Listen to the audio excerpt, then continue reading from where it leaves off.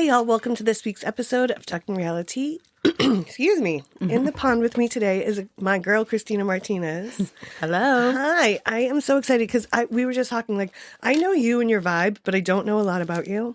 And we were talking about the events that you've been doing. So I was like, all right, come tell me everything. Because you're a baddie. And like, we've had some great conversations. Yeah. And so I was like, all right, like, let's do this. Because I want to know more. Yeah. So tell me the Kristina story. I mean, we'll get to what you're doing now, but give us a little bit of your background. So I am originally from the East Coast. That's why I like you. Yep. I was born in New Jersey, but I don't claim Jersey all the time because people are like, Jersey girl. But there's definitely a stereotype. But my parents are actually artists. So my dad was a filmmaker and my mom was a producer. So I feel like that's kind of where I get the hustle on the production side with where I'm at now. But I grew up dancing my whole life, basically. So I'm a classically trained dancer, and my parents moved us to LA when I was about 7. And my sister is 7 years older than me. We've always been super close, but my mom always had us in performing arts activities and anything creative. I mean, my mom wanted to be in the National Ballet of Cuba. Like, that was always her. My mom's Cuban, my dad's Puerto Rican. Okay. So my dad is like definitely the quintessential Puerto Rican from the Bronx. Like, don't fuck with me, I'm from New York kind of thing. And so my mom always had us in all types of activities, but dance was always the one thing that really stuck with my sister and I. So my sister actually went to Fordham University. She trained with Alvin Ailey, and then we moved to LA because my dad wanted to do more films. So he was just like, if you want to be a fisherman, you got to go by the water. Smart man. So instead of doing commercials, because my dad did commercials. He was directing commercials in Puerto Rico. My mom was like his assistant and then became his producer. But he was doing like black and white commercials. He was a film editor. He was actually like cutting films. Oh, wow. And then always did commercials, but then wanted to do, more films. So that's why I moved to LA. So I kind of had my formative years in LA, and then also just kept dancing pretty much, and danced as much as I, still don't dance as much professionally, but I think dance is definitely a huge part of my identity and who I am. I mean, it's how I met Kyle, my husband now. Yep. And was Kyle a dancer too? Yeah, he was. Yeah. His dad's actually a really, really well-known choreographer. Oh, wow. His dad used to choreograph for like Michael Jackson, Holy Pink, shit. Missy. I mean, back when it was, I mean, not back, it's still a dance, but just in the era. Right, yeah.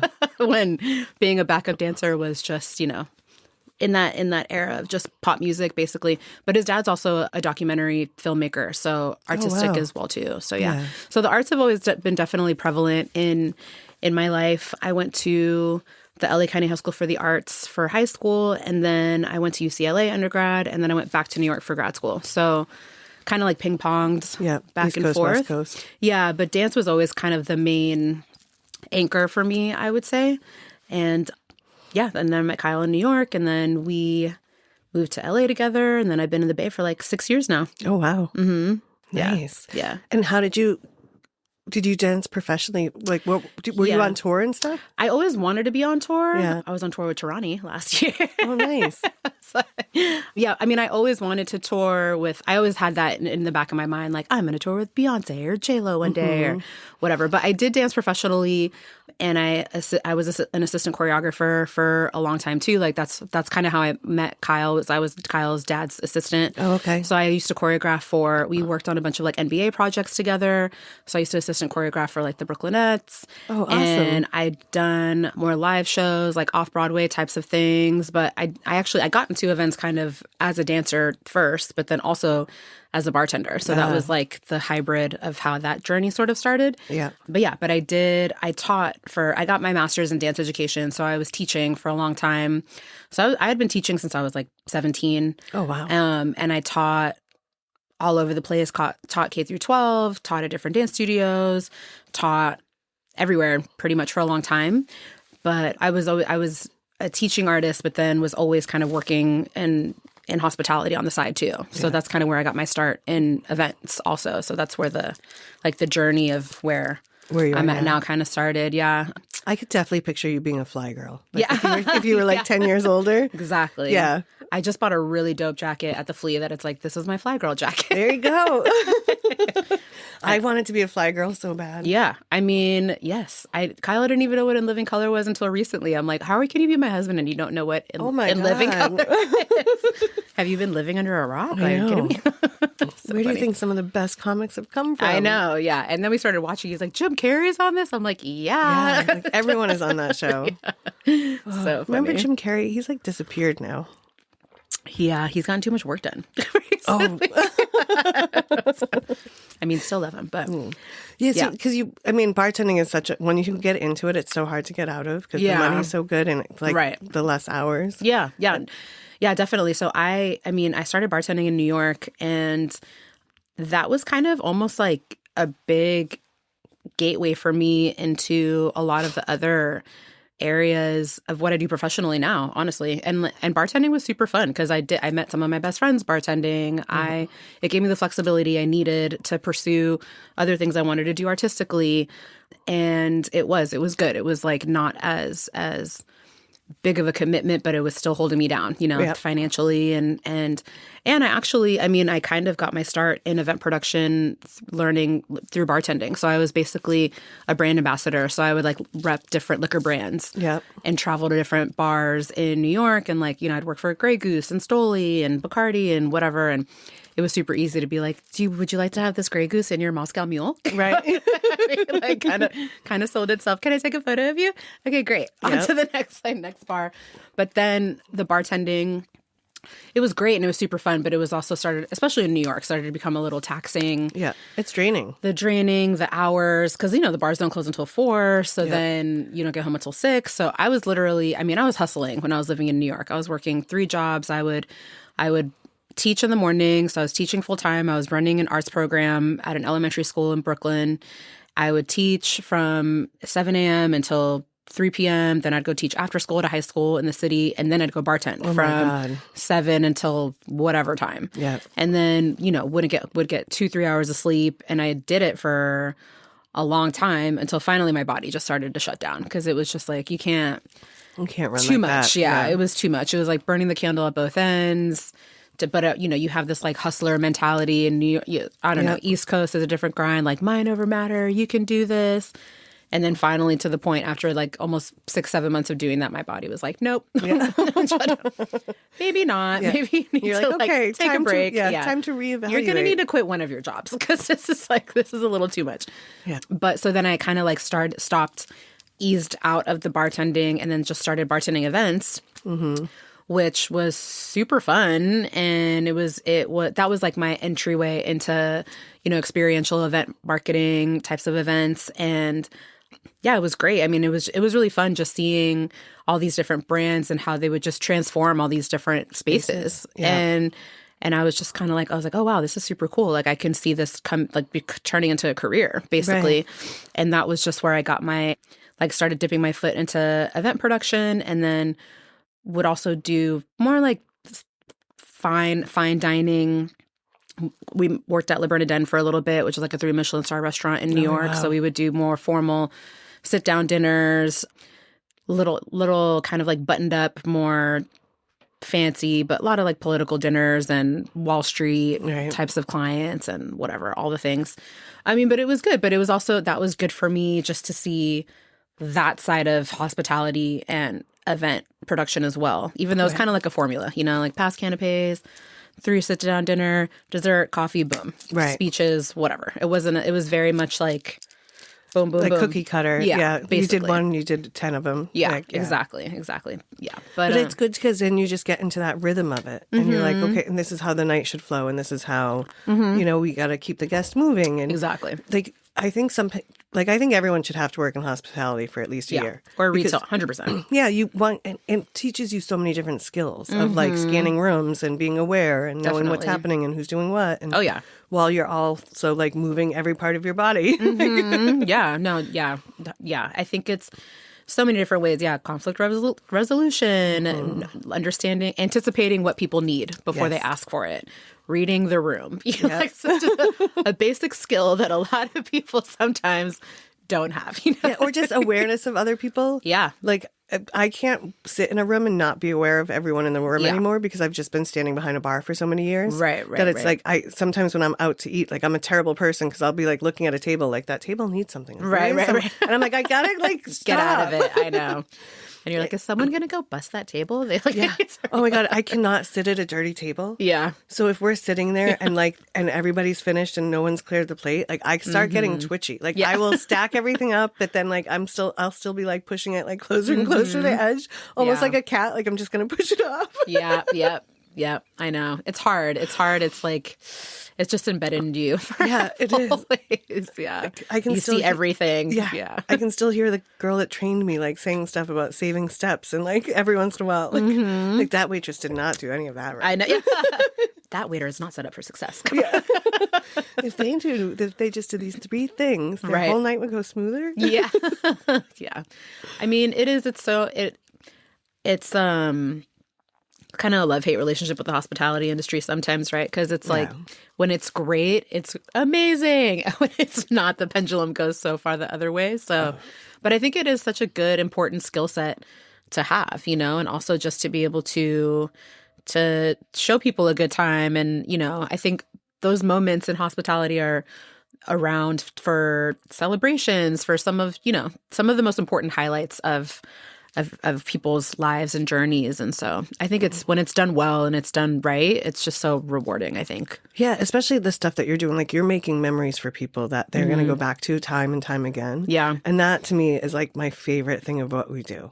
Yeah, totally. I mean, I think what I love about what I do now is that we're and not just me totally. I mean, obviously my team that I work with and the people that I partner and collaborate with is that we're just trying to create experiences for people and not just do a same old happy hour or even if it is a corporate event, like something with a little more, a twist to it. I think people want to feel something, especially post-COVID too. I think that's definitely still a common denominator because there was a time where we didn't think all of that would be just kind of like taken away from us. So now it's still, even though it was almost 7 years ago at this point, which is crazy to think, it still was not that long ago. So I think just in general, people want to kind of think outside of the box and have those memorable moments and experiences, which is super. I'm just grateful I get to do that, every day. People are like, what do you do? I'm like, just create the vibe, man.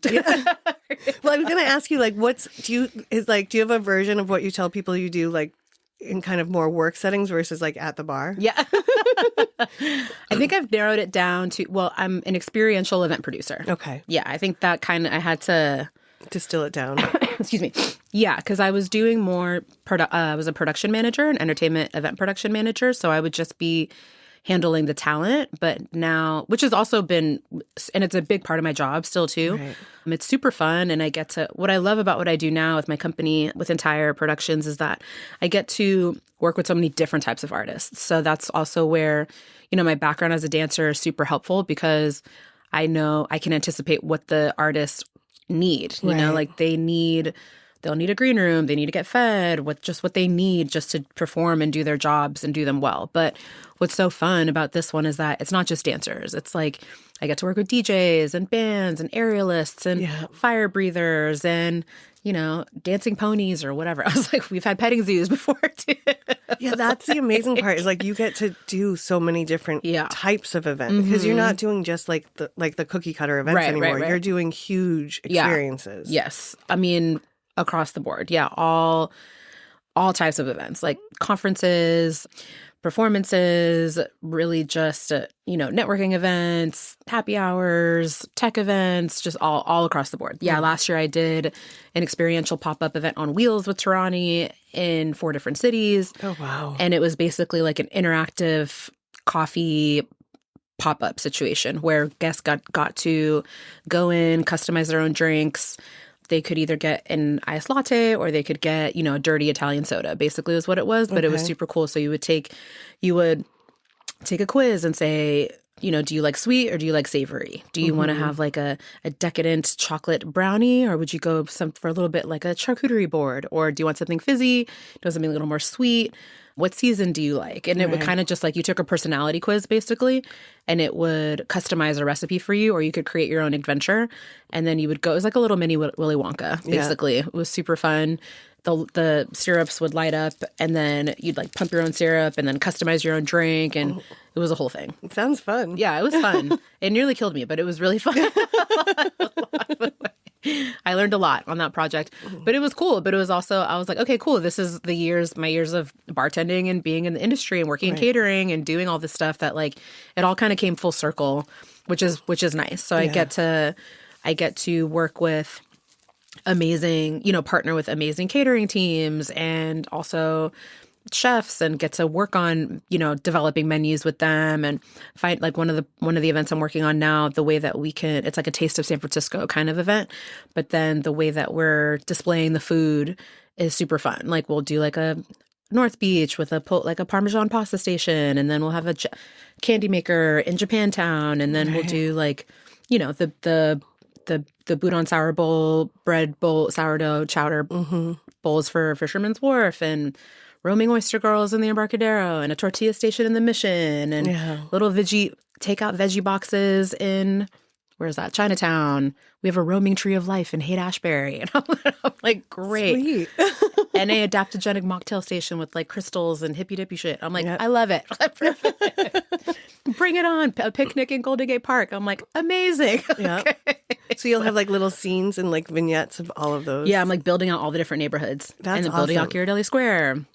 Yeah. So that has to be a huge project. It's massive. Yeah. It's keeping me up at night a little bit, but it's fine.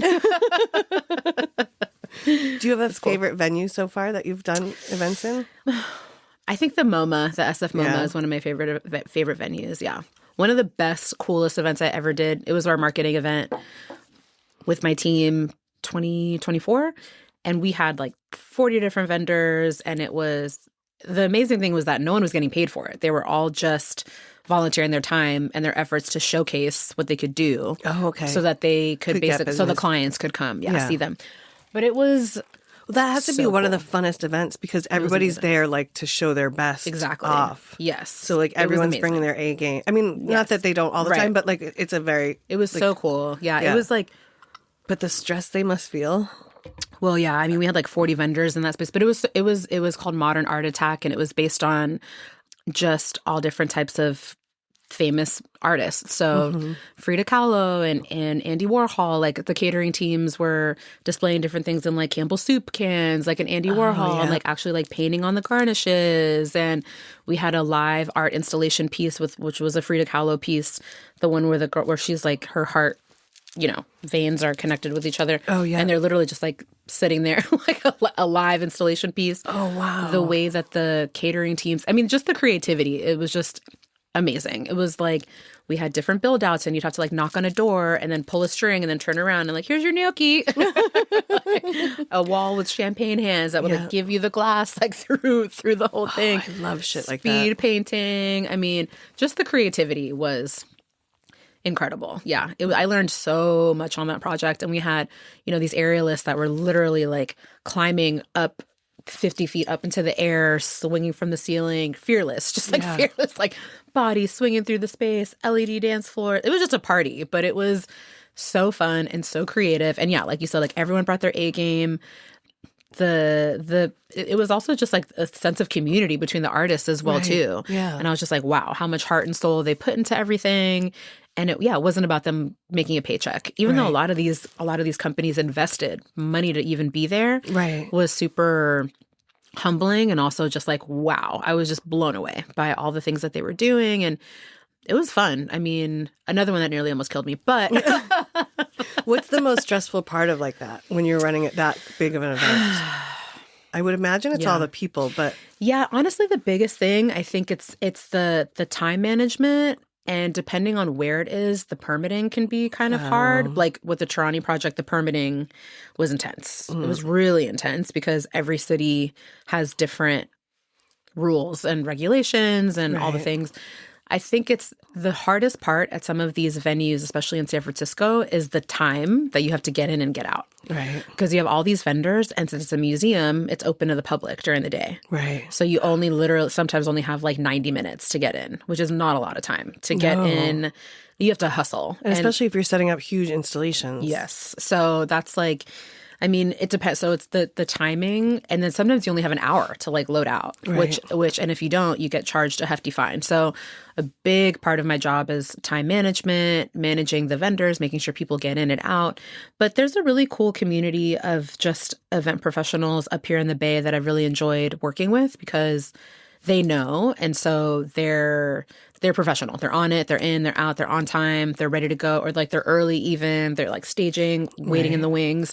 It's amazing to me, like how we can pull off these massive productions in such a short amount of time. Yeah, It's intense sometimes, but I mean, everyone is just, there's a great camaraderie up here because I've done events in LA, I've done events in New York, I've done events all over, and there is some sort of a sense of community up here, which I really enjoy.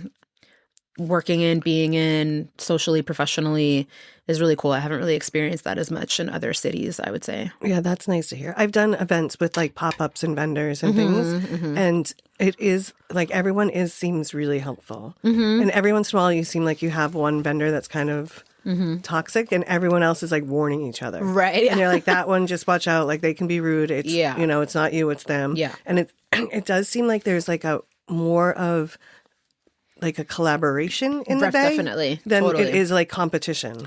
Exactly. I feel the same. Yeah. And I've noticed it with like a few, and now I do a bunch of work with artists for the shop, and like some of that too. It's like they're like promoting each other's work and talking about each other's stuff. And it's like, it's so nice to see. Yeah, definitely. Yeah, I feel like there's definitely this mentality of like there's a piece of a pie for everyone. Yeah. Which is nice. Even people are promoting their own competition, I'm sure, but it's a different, it is. It's I do enjoy that a lot. I think, just in general in the Bay with all in many different industries, I think too, not just in the event side, but just in general. Yeah. People are much more supportive of one another. So I've enjoyed that a lot. Yeah. Yeah. I must imagine, especially because you were working with so many different people in so many different aspects, that it would get like a little cutthroaty, but it's nice to hear that it's not. Yeah. I mean, I think for the most part, there really is, a sense of just appreciation for other people. And I'm always surprised to see that, but it's nice. It's reassuring. It's just like, okay, cool. Like I'm in this industry. I'm part of this community as well, which is great. Because my boss has done a really amazing job. Our CEO, she's had her company for over 25 years, and she's really, really big on that. And just like, being a part of these professional organizations and networks and sponsoring other events and really involved in the community. And she prides herself on doing that. And she has a great reputation because she's been doing it for so long. But that's something that's so important to her. So I think it's important to be a part of a company like that too. It's super grateful for that too, because it's hard. It's like you said, it's a cutthroat industry. Yeah. Well, people aren't always so nice, and people aren't so like it's not all sunshine and rainbows all the time. Right. So it's nice to have that that feeling of connection with your peers. Yeah. Oh.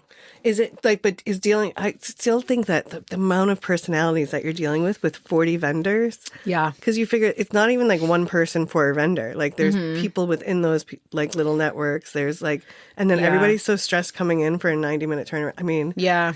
It's, it could be very stressful, but I think also when it's managed and it's managed well. I know sometimes people are like, how do you stay so calm under pressure all the time?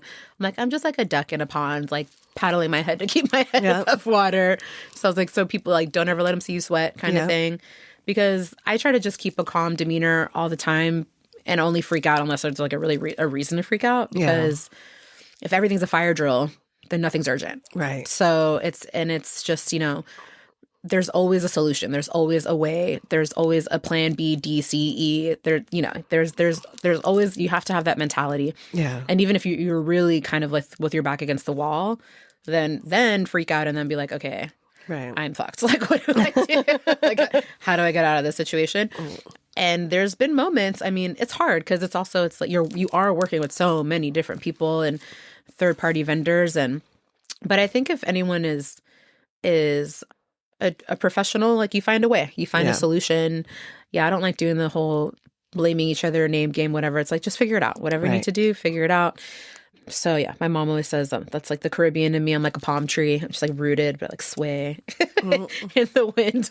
You have to be flexible. I mean, you kind of have to. In general, you can't be so rigid because you're just going to get stuck. So you have to really essentially know how to go with the flow, but you also have to have a plan as well too. So it's like when you're organized and you have a team that supports you and you have people that know how to pivot, it's really just like the power of the pivot. Knowing when you have it is. A pivot is like, and it sounds like when you're like, oh, I have to have plan A, B, and C, people feel like, oh, I have had think through all of that already. And it's like, no, you don't have, like, maybe think through a few things. Maybe just play the what if game on like, what if this goes wrong or that goes wrong? Yeah. But like in the moment, just be able to be like, okay, we have to change direction. Yeah. Like you just have to know when to adjust. Yeah. Yeah, I think that's where my dance background too, and I'm like, just pivot, turn around, pivot, go the other way. Yeah, and sometimes you just have to know. I think there's power in knowing when to do that. Like when you're just okay, I've exhausted all my options. This is not working. We need to pivot. We need to move directions. Right. We need to just figure something else out. And usually it ends up working out. And if it doesn't, then you're just like, okay, cut it. Right. Like just let it go. That's like we did everything we could. Right. Move it along. Next thing. Yeah, I was just thinking like it must be because you're in production, like it's almost like you're on a stage every time you're doing one of these events. So you're like your body's almost trained to like the show has to go on. So you have to continue like, oh, they missed a step. So now I have to do this. That makes sense why it would be like such an even flow for you to flow into this kind of work.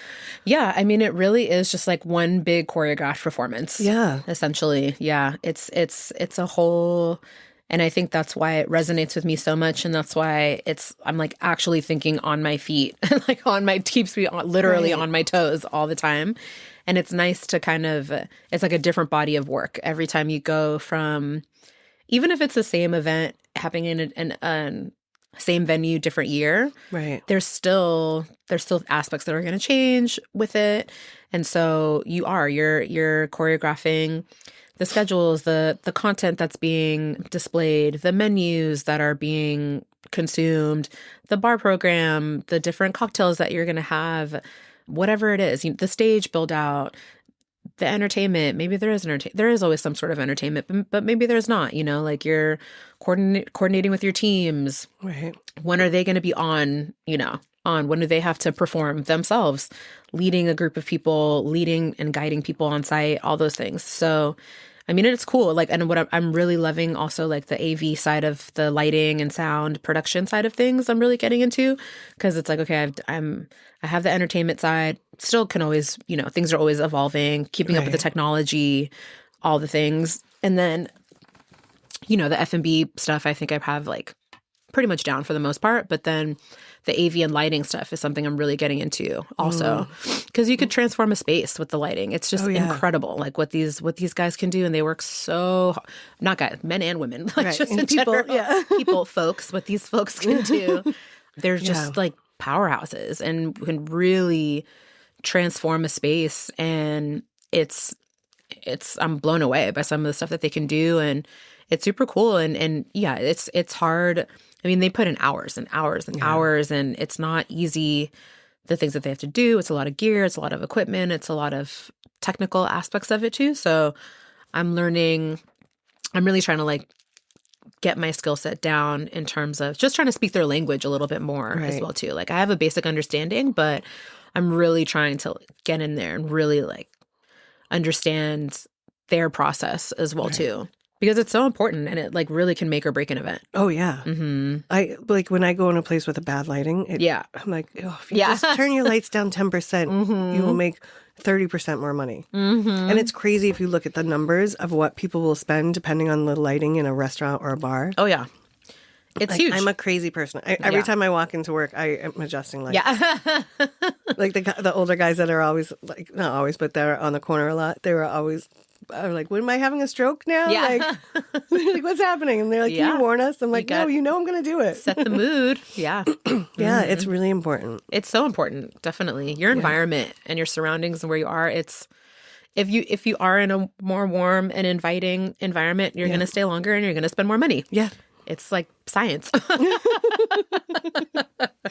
It's like, it's kind of obvious, but people don't always see that. Yeah, that part, that's the part to me. It's like, Yeah. that's one thing that should be obvious is the lighting in a room, and it's not. Yeah, I know. And it's something that people don't give a lot of thought to for some reason. Oh, yeah, I know. I was like, if I'm in a room with bad fluorescent hospital lighting, I'm like, Yeah. like, ooh, get me out of here. Just start twitching. Yeah, literally, I'll start twitching. I know, like, because I pretty much planned our wedding, and I was like, I don't want it to be in like a banquet kind of, hotel, cheesy hall, and it was in this venue that looked like it was in someone's house. Yeah. And I was like, perfect. Like, you feel like you're in someone's backyard, basically, Nice. but it was like an event venue. Yeah. And it was amazing. And then, I had a little modest budget, but so I like got all the uplights and stuff. And I would have been a psycho and like set them up myself, but I was getting my dress on, so I could. So I just had to give it to the DJ, and I'm like, Oliver. I was like, Oliver, help him set it up. Help him set it up. I can't. So funny. Oh. I was like, well, it wasn't like the colors I wanted. I was like, but it's fine. I was like, just let it go. You have to let it go. You're here now. Yeah. Yeah. Have fun. Enjoy the day. Yeah, exactly. Yeah. Yeah. Is there a party trend that you hate? Because you must see trends come and go within like the trend. Yeah, like anything that people do that you're like, oh, please stop doing this, or asking for it. Because I mean, I feel like you do kind of less of that because you're doing such experiential things, and you're doing very branded. Yeah. So it might be, but I was just wondering if there's anything that you're like, give up that cocktail. Right. I mean, the cocktails, I know. That's a good question. I mean, I know in terms of music, like for our wedding, for example, we're like, do not play the Cupid Shuffle. Mm-hmm. Don't play, whatever I don't know, just like the bad wedding songs. Yeah. Oh, wait, that's like the do not playlist. It's so interesting because it's a hard question. I mean, I think like LED light up anything is still kind of hot. Like people just love anything that lights up, essentially. And it's just interesting to see like what people are doing with AI too, more so with like AI photo booths are the new hot thing. Okay. So that's been interesting in terms of what people like shouldn't do. I don't know. It's kind of hard to, I got to think about that one. But I mean, I think people still like love the stilt walkers. I think they're cool. Oh, I do like a stilt walker. A stilt walker is still kind of cool. Like I them. just did something for the Super Bowl and we had stilt walkers, and it was like a whole thing to even get their stilts through security. Oh wow! So I was like, maybe we don't do stilt walkers next year for the Super Bowl. It was still cool. It was still fun. I'm trying to think, like just maybe things that have kind of been played out or a little overdone. I don't. It's interesting. You think there are some things that would be still a little played out, but people are still obsessed with. Like people love a casino night. People love poker tables. People still love it. I mean, those are kind of like timeless, classic sort of things. I hate any kind of confetti. Oh, yeah. It's just the cleanup is, it can be fun depending on what it is. But any kind of confetti, I would just advise against to not. Yeah. You find it for everywhere, for always. Yeah. It's just any kind of, probably just, it can be cool. It can be a moment. We call them points of inflection. Right. But it's like a moment. But I guess it just depends like how it's used or how it's done. Yeah. No confetti guns. Yeah. I mean, but I've seen them before and they actually are pretty cool, like in the photos and stuff. Yeah. And I should ask my sales director. She's always on all the hot new trends. Like what's hot and what's not. Yeah. Yeah. She's incredible. She does. Do you have like a dream event that you would want to plan? Ooh, that's I mean, I'm sure there is. I probably just haven't done it yet, I would say. I've had the privilege and opportunity to plan and to work some really incredible ones. I mean, I think like something what really, really was my aha, like, what's the word, Messiah moment or whatever it is, my true calling when I was like, okay, this is it, was when I had moved from New York to LA 2017. And, Kyle and I had been together for 5 years already. And in my mind, I was like, oh, I'm moving back home. LA is home for me. It'll be so easy. And it was not at all. Like, it was actually really, really hard. That was kind of probably like, I wouldn't say rock bottom, but it was a really much harder than I thought I didn't just bounce back as quicker as I thought I would, right? Yeah. Because it was just, so much. I'd been in New York for almost 10 years. LA had just changed so much. There was like a culture shock almost. It had changed so much. It had gotten a lot more expensive too. Right. It was just so... Well, in 10 years of New York you've come to, like, that's a very different culture and lifestyle. It was totally different. Yeah. I was like, I grew up here. This will be, a piece of cake. I'll jump right back in. LA is home for me. But it was really hard. Like, it was really hard to get an apartment. It was really hard to get a job. I was like starting over, basically. It was, What was bringing you back here then? I was just ready for a change. I think I love New York. I'll always love New York. But I think I was getting to a point where I was just getting tired. I was tired. Felt like I was spinning my wheels a little bit. I was kind of spinning my wheels. And it was, my lease was up. Kyle's lease was up. We'd been together for 5 years. We wanted a dog. We wanted more space. And it was like, okay, are we going to get another apartment together? And if we are, is it going to be in New York? Like, let's just make the change. Right. At the time, he wanted to get into 3D animation. So then that kind of felt like the move. And my parents were getting a little older.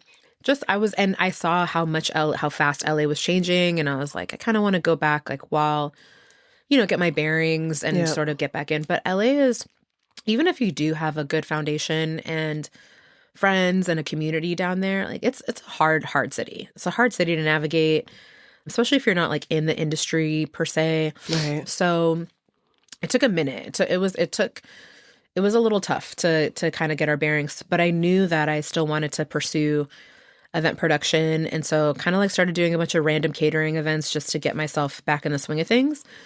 And still wanted to dance too. Like, in the back of my mind, I was like, okay, I'm in my 30s now.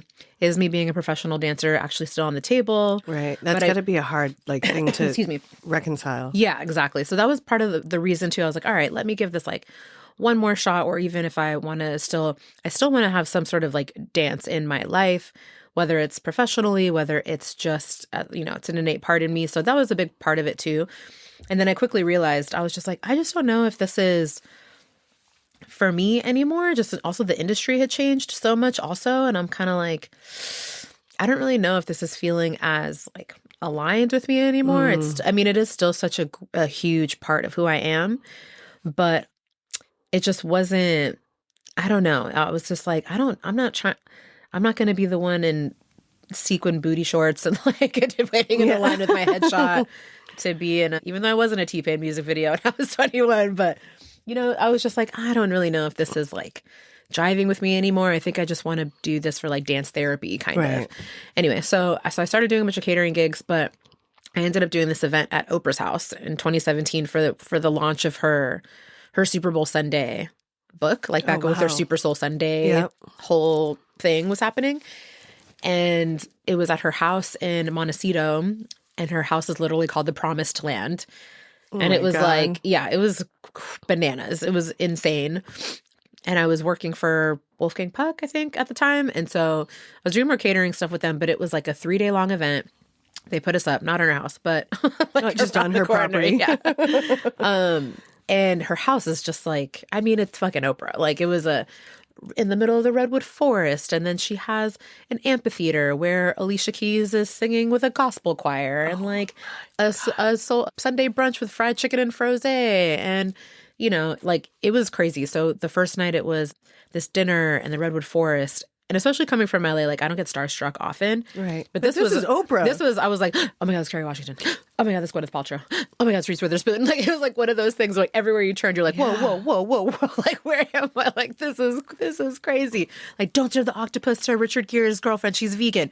Whatever. Like, like, it was insane. I was like, where am I right now? Like, this is nuts.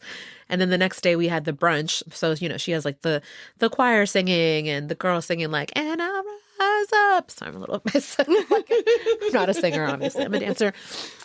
And I was just so into it. And by day 3 of the event, everyone's like dropping like flies and like, we didn't get a break. I need water. I'm like, shut the fuck up. You're in Oprah's house. Like, just like keep doing it. So I'm like running around. And it was one of those moments. They're like, you, Martinez, headset, channel 3, go. And I was like putting on the radio, like didn't know how to put it on. I was like, yeah, chef, like putting it on. Yeah. Channel 3, go. We need more fried chicken at this station, whatever, going around. And then in that moment, I was like, okay. Like, this is it. This is what I want to do. This is what I want to do. I want to work in this, like, because also the way that they transformed her house, it was crazy. And then, so at the end, I'll never forget this moment. We're breaking down and, you know, it's like the aftermath, right? But we're like tearing down and then Oprah's signing copies of her book, giving them out to the staff. No. And then she gets on the mic and she like, in her true Oprah fashion, gives us like a thank you speech kind of. And she was just like, you know, and this is also living in LA at the time too. So my mentality, like when she said this, I was like, wow, this was kind of life-changing. But she was just like, you know, in the words of Dr. Martin Luther King, not everyone can be famous, but everyone can be great. And what I witnessed here today was greatness. So thank you for being a part of this, like, and part of her journey too, because the book meant so much to her also. And I was like, okay, that's it. I was like, boom, like, this is what I need to pursue. It was like a literal. Yeah. Oprah just told you you were great. I was like, when Oprah tells you what you should do with your life, you should listen. Right? Yeah. And then she like hugged us, and I have a photo with her, and she like gave everyone a copy of their book, and I was just like, okay. I was like, this is, because I was really at a crossroads in my life at the time. Like, what do I really want to do? Am I really going to be a professional dancer? Like, be real with yourself, Kristina. Like, are you actually, as much as you love it, as much as, is this sustainable? Like, is this realistic? Like, we know, but then I didn't really want to, I had my master's and I didn't really want to teach full time either. I mean, I enjoyed it, but I was also like, because I went to grad school so young. I mean, I got my master's at like 23, 24. So I went straight from undergrad. So it was kind of like my parents had that mentality of like, okay, well, if you're going to be a dancer, you're going to get your degree in the highest way that you, even though you don't really need it at that time. If you're going to pursue it professionally, you should be auditioning and doing other stuff. But I was so young that I'm like, sure, it was like live at home with your parents or live with your sister in New York and go to grad school. Right. So I was like, okay, I'll go to grad school.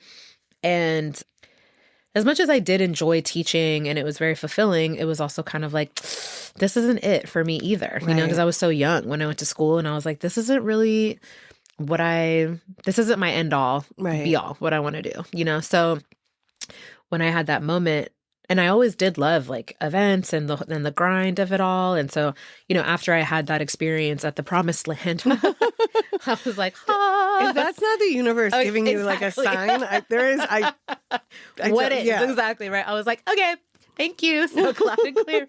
Noted. Like, thank you for the direction. Thank you. I'm like, okay, great, perfect. And then I was like, cool. I was like, this is great. Then this is what I need to pursue. Like, I need to go heavy in this direction. Yeah. And then I just kept like going for it. And it took a while. Like, it wasn't, you know, I had several different positions, and which led me to like where I'm at with Entire now, which is great. And so I'm just grateful it kind of all sort of, I mean, it was a journey. It definitely didn't happen overnight. Like, it was a journey. I mean, I'm pushing 40, and so I was like, okay, like, what's the next step here? But it was like all these moments that kind of came together that I could pull from all these different experiences to be like, oh wow, I can make a career out of from all of these things that have sort of like built my path essentially, you know? Yeah. And I'm still going. I mean, I'm still kind of like, definitely, I feel like in the early stages. I've been doing it for a while, but I've only been with this company for 3 years, and I'm still very much, you know, there's still so much more that I have to learn, which is also what keeps me going too. Right. Well, it makes it interesting. Exactly. Because you're not going to be tapping out at like, okay, now this is what I do. It's cookie cutter events all the time. Because you're doing different events for different companies and different kind of industries. And so you're going across different things. You'll get to learn things. Like you said, you know, your food and beverage is pretty on point. Your working with entertainment people is pretty on point because that's what you've been doing. And now you get this lighting and audio and that stuff to learn and grow on. And, for sure. Yeah. Definitely. Like, I think having something that teaches you something always is so beneficial to like your brain and just your capacity for the world. Yeah, definitely. Yeah, I mean, there is, and it's always, I mean, this industry is always evolving too. It's always evolving, it's changing. I think a huge part, especially just being in the Bay, the technology of it too is like huge. It's a huge part. It's always, there's just always different elements. There's always different layers. There's, different clients want different things. Different venues offer different things. It's always different, which is, it's good. It's exciting. But then that's also why you just really have to like kind of be ahead of the game with like what's up and coming. And that is something that my team is actually really good at, like really, really good at staying ahead of the trends. And like our CEO, she's amazing. And she was always, at the forefront of automating things. And yes, the whole AI trend, which is kind of like you got to get on the train or you're going to left behind at the station sort of thing. I think if you use it in a way that's beneficial, it can be helpful. Yeah. But, I also think that you still need humans to do certain things. It's not always going to replace like every single thing. Right. So I think humans need humans. Yeah. And like having stuff that's things that you're doing where it's like an event and it's a whole experience makes it sometimes easier for people like to come back out because it gives them an excuse. Well, I want to go see this thing. Like, instead of I just want to go to this party. Yeah. It's like, hey, they're doing like a whole circus thing. So let's go check that out, where it seems less daunting, I think, to people than being like, oh, we're going to this political dinner. Right. We're going to listen to speeches. Like it gives them something else to like kind of focus on. Because I think especially after the pandemic, people got used to not being involved with people. And I think sometimes it's harder than people realize to come back out into the world. Yeah. Yeah. Because there's like anxiety and fear and like, what are we going to talk about? Where if you have something that's kind of got a focal point, it helps people like, oh, look at the stilt walker, look at the girl up there. Like, and it kind of opens up conversation. Yeah, totally. There's so many things too that's so interesting, especially with now that people are hypersensitive to. Even like scents and smells have become a hot topic in these events. Like with like, people are like getting to the point. You're really, especially now that you're in person, you really are using all of your five senses, like visually, what are you seeing? Right. Audibly, what are you hearing? Like, what are you listening to, whether it's the DJ that's booked or the band that's booked or the keynote of whoever's giving their speech or whatever presentation they're doing. What are you tasting with the events? Like, literally, what are you smelling? Because some people would be like, I don't know if we should have oysters. It smells a little fishy in this room. Or like, let's have that outside. Or even literally, let's have lavender diffusers because it puts people at ease. It's so interesting too. Like there's all this science behind it also, even the way that you design a space. If you have more greens and more lush plants around, you're going to put people at ease, whether if you are in like a ballroom that's with bad fluorescent lighting and stark steel, furniture, and people are going to have a different experience. Or, there's other companies we worked with that they're like, no, everything needs to just be like white, stark white all over the place. I'm like, okay, so you want people to feel like they're in a doctor's office, sterile. It's like, keep them awake. Okay, got it. Blast it like you're in a casino in Vegas or whatever, or people, I think planners are getting more intentional with things behind that as well too. Like when we're building out these conference spaces and stuff, there's a lot more soft seating, they say, because they want people to feel comfortable. Right. So it'll be a mix of lounge furniture. You're not just like sitting like in a folding chair in a seat all day. Yeah. There's people have beanbag chairs, people have couches, people have, it's like kick your feet up, stay a while. You're going to be sitting here for a minute. Right. Having different breakout sessions, being mindful about what you are serving, not like a big, heavy, rich lunch, like small snacks, a lot of like mocktails too. There's like a whole new NA Bev mocktail revolution almost is happening as well too, which I think is kind of cool also because it's not like it's going to, like bartenders will still have work, but being creative in terms of like adding these adaptogenic types of drinks and lion's mane, mushroom, whatever, so that you can focus more and not have the brain fog and all these things. It's really interesting. But that's the part of like the creating the experience and the environment around you. So Yeah. It's interesting even to like, what temperature should you have it in the room? I mean, all these things we take into consideration so that people do have a memorable moment and they're not just going to some like kind of lame tech conference or doing something a little bit different. I've seen all kinds of stuff. Yeah. Seen donut walls and boba everywhere and matcha and foot massages and facials and just like all kinds of stuff. It's wild. It's crazy. Yeah. Because like I haven't been to anything like that in a long time. Like other than the events, like I've worked, but I've done small ones, you know, where we have like vendors and a couple food trucks, but nothing like you're doing. Yeah. And it's like, I want to get on the guest list. Yeah. I'll let you know next time I have a good one. Yeah, I'll let you know. I mean, it's super cool. I went to this one at Cal Academy, and normally they don't do daytime conferences, and it was for Brain Trust, and they have like the planetarium, you know, and one of the guys did their keynote speaking in the planetarium, and I was like, oh, that's cool. I was like, interesting. So, yeah, people are trying to do. That's where I saw the donut wall. That one too. But I mean, yeah, it's really, it's super. It's all about, like it's like a journey. You want people to experience a journey, and it's all about the attendee experience is always like a huge thing because you want people to have a memorable time and you want people to have like take things away from these things so that it's not just any old boring conference. But I mean, yeah, it's interesting. Sometimes it's either, it's cool. It's cool to see how people take it and kind of almost like create a story with it as well too. Like there's a lot of storytelling with it as well too. Sounds like it. Yeah, definitely. Is there something that like, can you tell when a party starts if it's going to be like a party or like a magical night?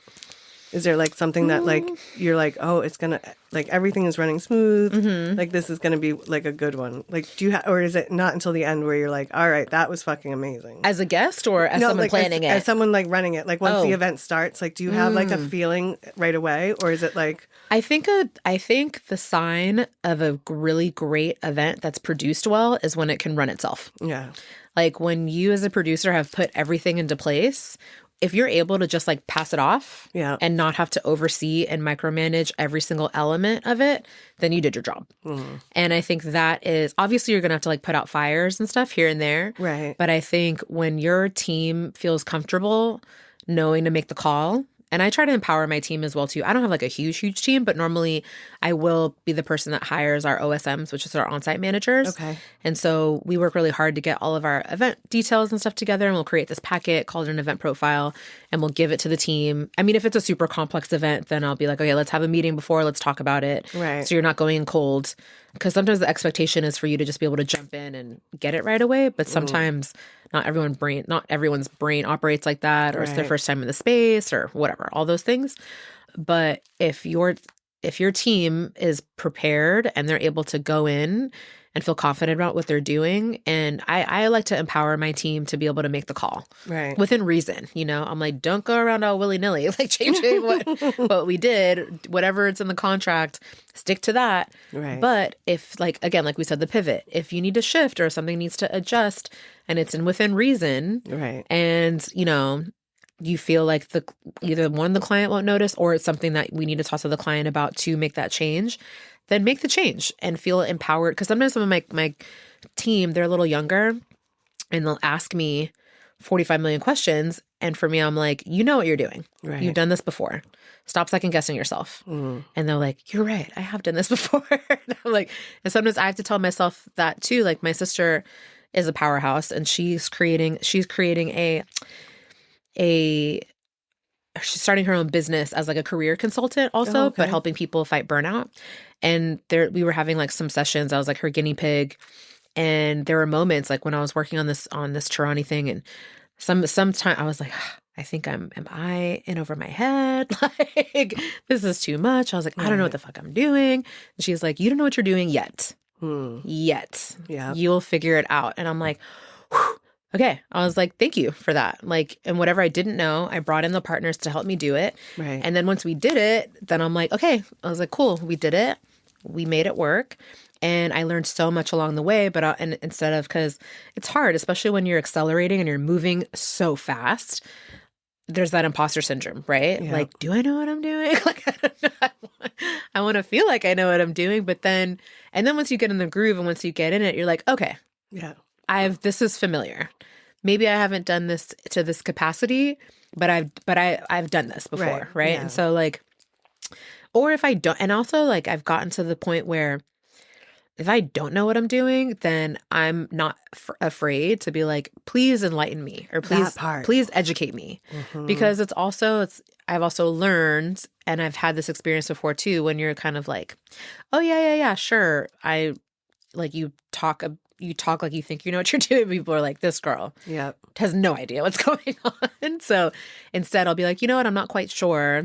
Can you please, educate me, or can you explain this to me in a different way? Right. And I think that in itself is the form of power. It's empowering instead of faking like you know what you're doing. Because I work with a lot of these younger girls too. Some of them, it's their first job out of college. And I'm like, listen, here's one thing. And I've also learned within my career as well too, like, don't ask a question just for the sake of asking the question.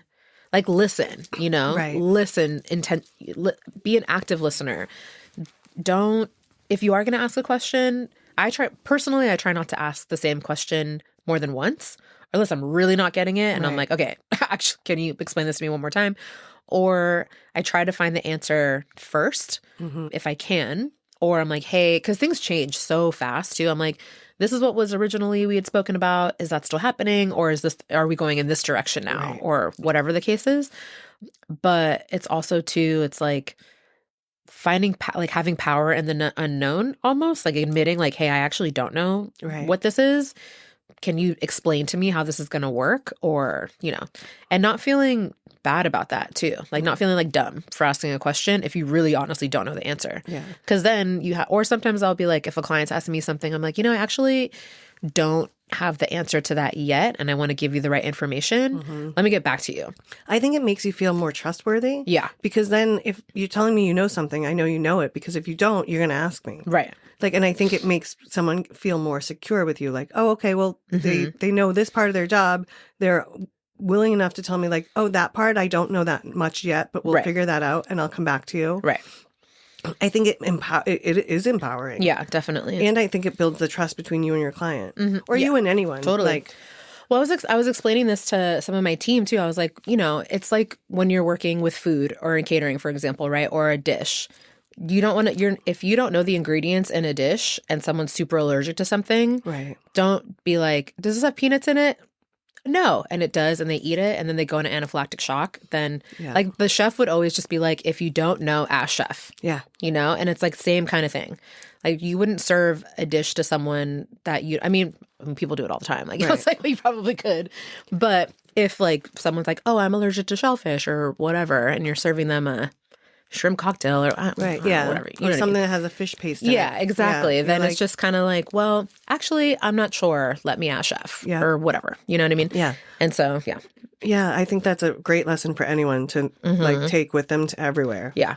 We have that like I work at the banya sometimes, and like someone will be like, oh, you have this, and they'll be like, oh, I didn't know. And they're like, well, ask. Right.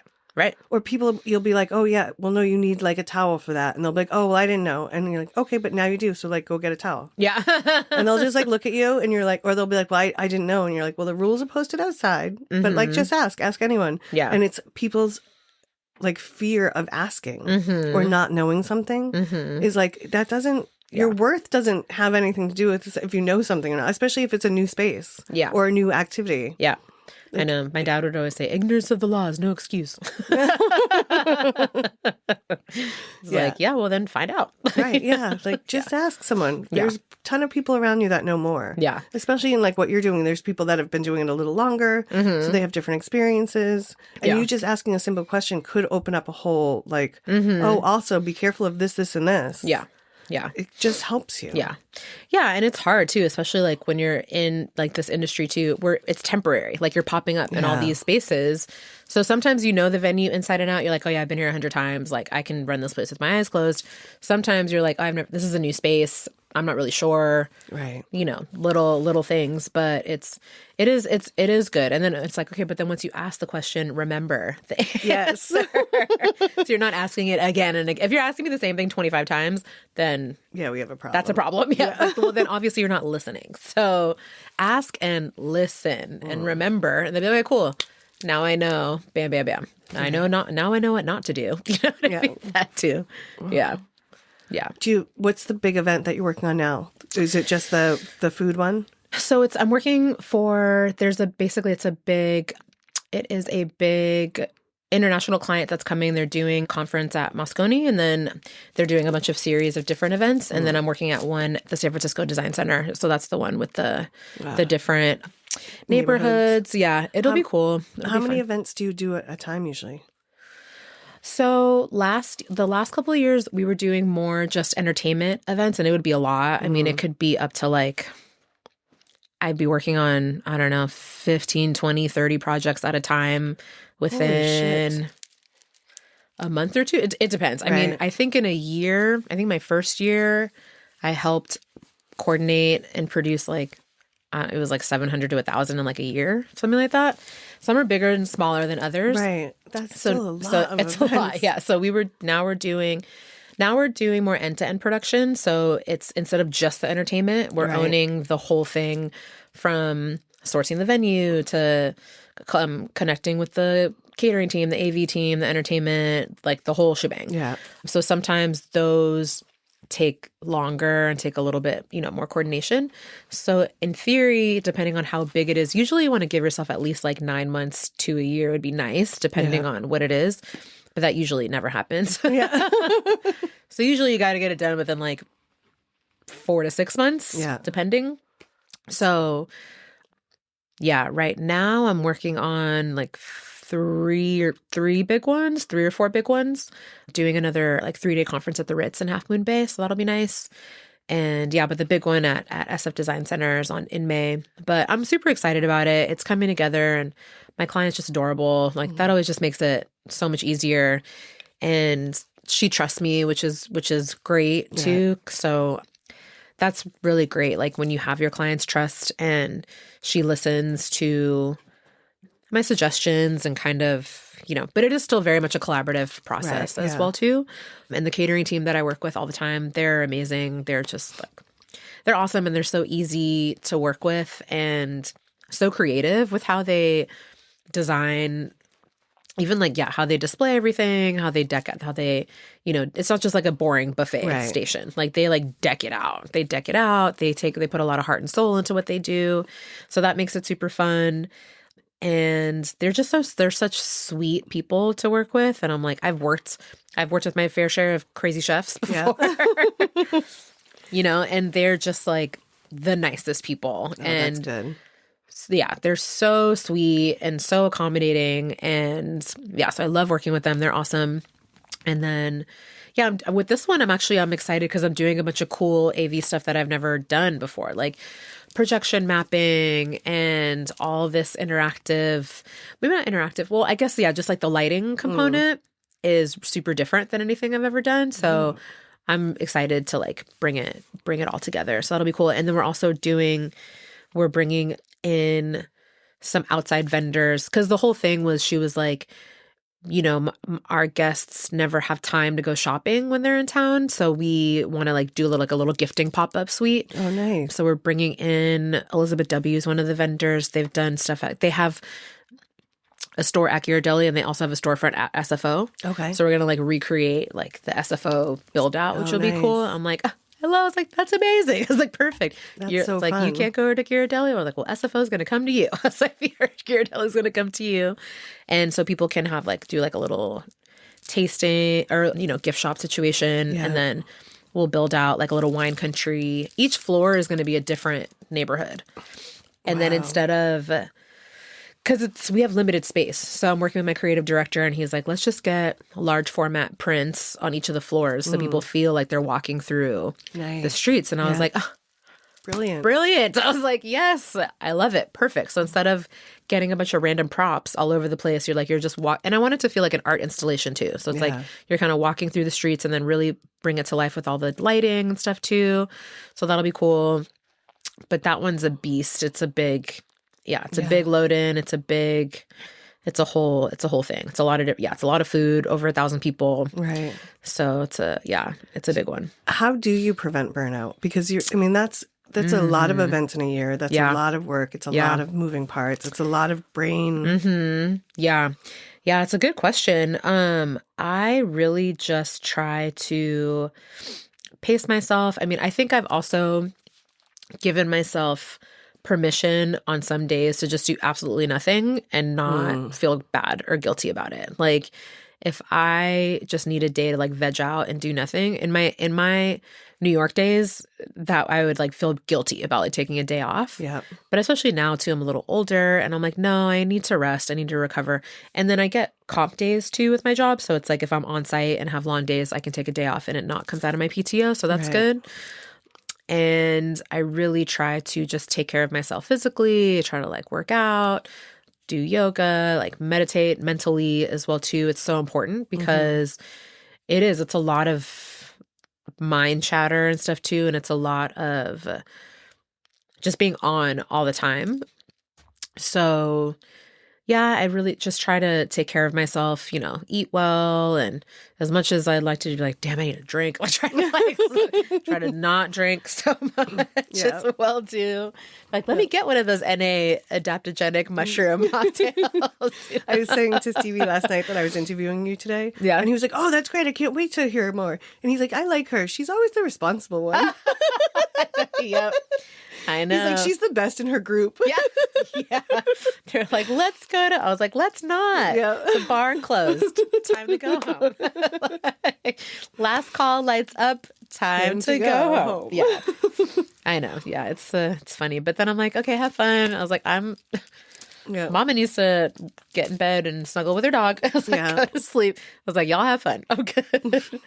Yeah, well, I mean, because you have a lot on your plate. Yeah. Like, it's good that you have that kind of balance and self-care and awareness to be like, all right, I have to, I can't.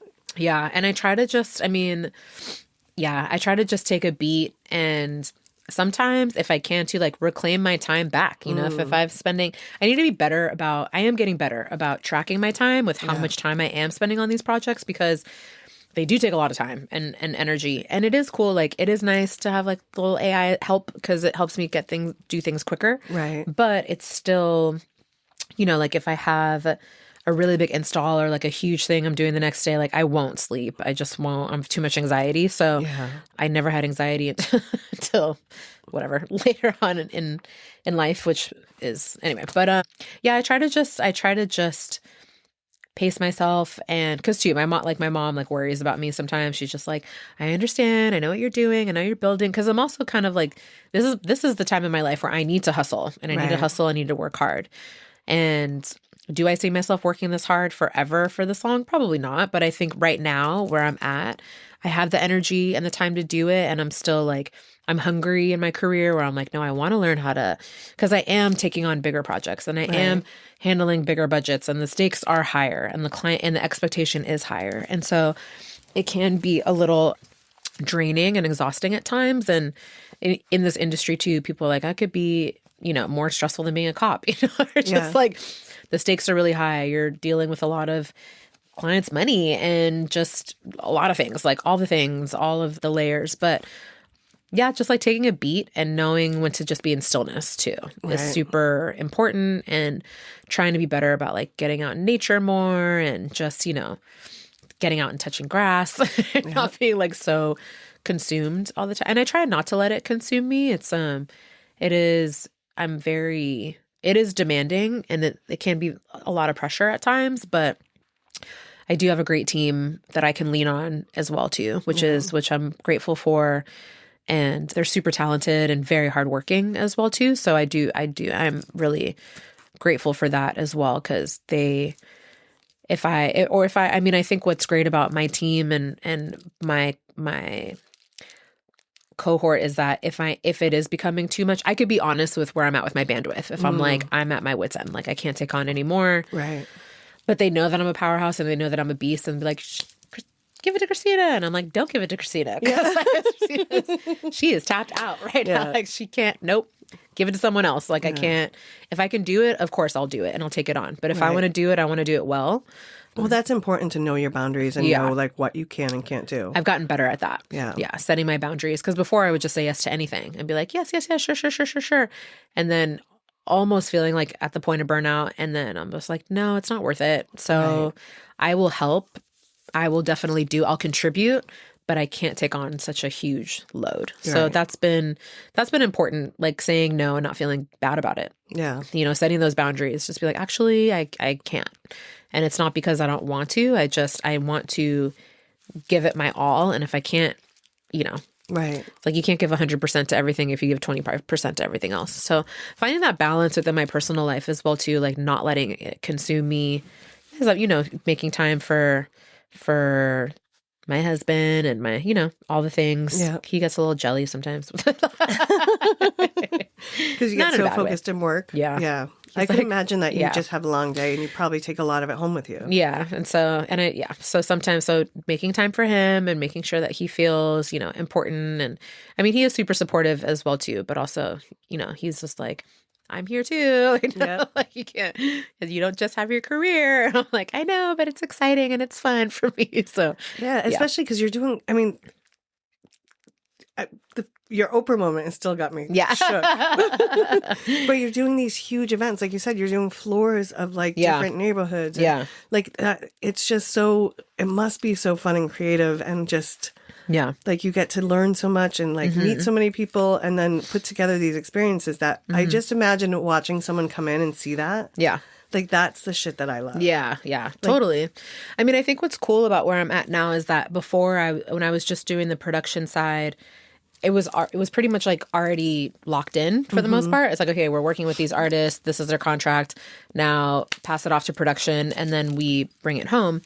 But with this project in particular, I've been from the inception, from like I feel like I'm birthing it. Right. This whole thing. And I get to work, you know, I got to source the venue. I'm working directly with the creative director. I'm working with the AV team. I'm like meeting with the chefs and figuring out like how we're going to design the whole space, talking to all the vendors, telling them the vision, like doing all these things and orchestrating it, which has been so fun. And also just like the collaboration between this is a little bit different because it's not just because the people who I'm working with are also artists, right? Like the creative director, like he's definitely a visionary. The AV team, they're super creative. The chefs that I'm working with, like these chefs and bartenders, like they're super creative as well too. Like how they display everything, like they're culinary artists as well. So I think that's been super fun to just be just the person that's kind of like guiding the team, taking the lead and the initiative, but also it's still very much a collaboration. I'm still very much like, well, what do you think about this? Or how do you think we should do that? Or, you know, all of the moments. So it's coming together really nicely. I'm super, super jazzed about it. I'm really excited about it.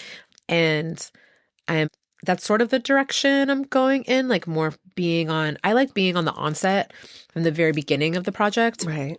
Sometimes I get thrown in halfway through and it's a little bit harder to catch up. And I do it, but it's more fun just to be at it from the onset because then you're like, oh wow, look how much this has developed. And we started off because originally we were going to do this at Ghirardelli Square, which would have been cool, but then the more we're thinking about it, the more we're doing it, we're just like, this isn't really like the right space, the flow for how many people and how it's supposed to be. And then, we found this other really cool space. And then we're like, okay. And then I saw the gate, like and I just envisioned the iconic Ghirardelli sign. And I was like, we'll bring Ghirardelli here. It's like, perfect. So so that's been those like aha moments of like, you know, when the creative director was like, we're going to do these prints on all the different sizes. I was like, I love it. That's perfect. I was like, amazing. So it's cool. But it's like, it is a process. It like you have to kind of trust the process, but it takes a village to pull them off. So, but it's been good. It's been super fun, and I'm like loving when the creative juices flow. Because sometimes it's hard, because sometimes it's not. Sometimes I'm just like, what are we going to do? I have no idea. Do you have something that you do when you have a creative block? That's a good question. I mean, sometimes I think I have to just like step away from it and come back to it. Because then, it's when you're like thinking, but then sometimes it's hard because sometimes you have like these weekly cadence meetings and these weekly check-ins, and I think it's finding those moments where you're just like, I know I have to give you an update, but I still don't know yet what it is. Like, I don't really know what this looks like quite yet. And I think sometimes it's okay, depending on who it is, because sometimes the client will be like, well, why don't you know this yet? Right. Like, well, because I don't know yet. Like, I don't trust the process. Okay. But then ideating, I mean, when I do have a creative block, then sometimes I will go to my team and just ask for ideas, especially my director of sales. I mean, her name's Katie, and she's just freaking a queen, and like one of the most creative powerhouse businesswomen I've ever met. And she's like my mentor too. So when I'm really stuck, I'll just go to Katie and be like, what do you think about this? Or because she has some incredible ideas sometimes, and I'm like, holy shit, how did you think about that? Yeah. So I can kind of like bounce ideas off of her. Yeah, just like talking about it more sometimes I think helps. Like, okay, like, well, what about this? Or I'm kind of envisioning this, but I don't think that's going to work. So then what about that? Or I'm like, but that's a little too literal. For example, like for this Streets of San Francisco kind of thing. Sure, we could get a giant Golden Gate prop and put it on stage, but I'm like, but why? Right. Like, why would we do that? Like, sure, we can. Yeah. But then I'm like, okay, cool. What if we project it instead here? And I was like, yes. Yeah. That's way cooler. And then we could also, it doesn't have to just be the Golden Gate Bridge. It could be like, now we're doing the ferry building, and then he has, that Burning Man, that naked woman in front of the ferry building. And I was like, put the naked lady up there. I was like, perfect. Like, it's kind of corporate, but it's fine. It's art. It'll be okay. Yeah. So little things like that. Like, okay, cool. How can we like transform it and keep it not just like static? Right. Like, here's the Golden Gate Bridge. We're like, sure. Right. But why? What about the Bay Bridge? Exactly. Well, yeah. So we have this other cool thing where we can do like the twinkling lights on the Bay Bridge. Oh, nice. Sick. Love that. I was like, perfect. Let's do that. Love that too. Or, little things like we work with these aerialists. Can we have an aerialist just hanging from the ceiling? Sure. We can. Right. Why? Why is she, what's like, how is that tying into the whole concept sort of thing? Like being more intentional about it. Okay, that's great. We can do it. Not that we can't do it, but what's the reason behind it? What's her story? Exactly. Yeah. Exactly. How does she tie into the story that we're trying to tell? Exactly. So just being a little bit more, like intentional with it, behind it, but then not overthinking it and then just letting it flow. Be like, cool. I was like, I feel like that sounds great. Sounds like a great idea. But then, because sometimes you have those other clients that kind of like overthink every single thing. Like one of my other clients, she's like, do we do the herb chicken or do the rotisserie chicken with the jus? I'm like, just fucking do the herb chicken. I was like, the chicken. I was like, it's fine. Little things like that. Yeah. Do we do olive and nuts? Or do we do just the olive? I'm like, just do the mixed nuts and olives. Like, whatever. Like, it's fine. Yeah. You like options. People like options. Just options. I was like, just give them both. Like, what does it matter? Like little things like that. Anyway, but it's funny. Like sometimes finding that healthy balance of like thinking it and being intentional, but not overthinking it. Yeah. And just like letting it flow. Right. Because if you overproduce something, it feels too. Yeah. Like stale is not the right word, but rigid. Yeah. Mm-hmm. And like a rigid party is never a good party. Right. Yeah. You gotta leave some room for interpretation, and you gotta let people just like have their own journey as well too. So yeah. You don't want to shove a story down their throat. Yeah. You want to just let them. Something should be left open, for interpretation. Yeah, that's what the whole example, the Golden Gate Bridge thing. And I was like, should we do props? Should we have this? And I was like, we can have some of it, but again, like having it be so literal, sometimes it's like, I'm not really. It needs to be a little bit more innovative or just, and it doesn't have to be overcomplicated either. Right, yeah. So I imagine like the innovation part gets hard just because it's the Bay is so tech like heavy, and like they all want to like show their new toys and do that. Yeah. There's those, sometimes those toys are also expensive too. Yeah. So it's like, It is. Yeah. Seeing the sticker shock on some of these things, you're like, wait, how much is that? It's crazy. yeah. Yeah. You must have some crazy insight to some of the cost of things. I'm starting to, that's one thing that I need to just like sink my teeth into more. Because I like the creative, like the logistics part, but then the numbers part is where it gets a little tricky. So I just need to not be scared of the numbers. I need to, I went to school for dance. So I'm like 5, 6, 7, 8. I was like, what do you mean I have to do these spreadsheets and these ridiculous? I was like, too many commas. I was like, there's commas now? Ooh, I was like, so many numbers. Oh my God. You're like, okay, so dancing has helped me with a lot, but not math. Right, not numbers, not math. Exactly. I'm like, what? How is like, this is how many? Oh, God.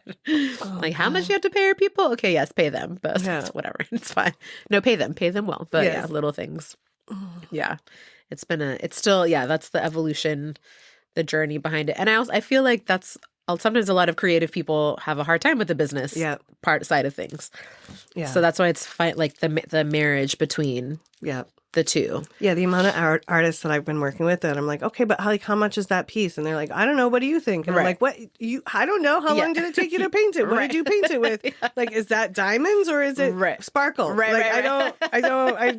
You're asking me something like I can't help you with. Or I'll be like, you could charge a little bit more for that. Like sometimes I'll be, like we've had a couple artists that they've just been like, no, I don't know. I don't care. And I'm like, no, you need to care. Like, and a lot of them are like, it's not about the money. And I'm like, okay, but do you have to pay rent? Right, because it has to be somewhat about the money. Yeah, it is. That's with working with artists. Well, that's how my boss started her company because she was an artist. She was a classic, she was a singer and still is a singer, but and violinist and a jazz singer. And she would just do gigs and do weddings and realize that artists had a hard time representing themselves or taking care of, handling all of the minutia and all the back and forth. And that's pretty much how she started her company. Oh, wow. Just representing, getting these artists on her roster. So she's an artist as well, too, but she's a powerhouse of a businesswoman, but is also super creative in terms of her marketing style. And she's a published author and she's like done all these things and has all these accolades and is super, super creative, but also like I've learned so much just watching her, like learning how to negotiate and learning how to just be a businesswoman, because it is, it's hard because sometimes those are some of the most successful artists that know how to manage their business, but it is hard because you don't want it to take away from the creativity. But then it's a hard balance. But that's where you want to be able to make a living off of it. So that's where it is hard. Sometimes artists just kind of get lost in the creativity and don't know how to advocate for themselves financially too, because it's the passion for them, but it is knowing how to, the running the business piece too. Yeah, that's the part that's always that. I mean, it is because there is so much minutia to it. There's so many laws and rules and who you pay and when you pay them and how you pay them, and it's overwhelming. Very. Yeah, definitely. Yeah, I have to deal with all the insurance stuff, and it's so not sexy, and it's just like, ugh. But it's part of it. But it's part of the gig. Yeah. The insurance and the permitting must be like the most boring, just nightmare sometimes. But it's good to know. It's good to know. Yeah. It's so. Yeah, the permitting is always so the unsexy stuff, but has to happen.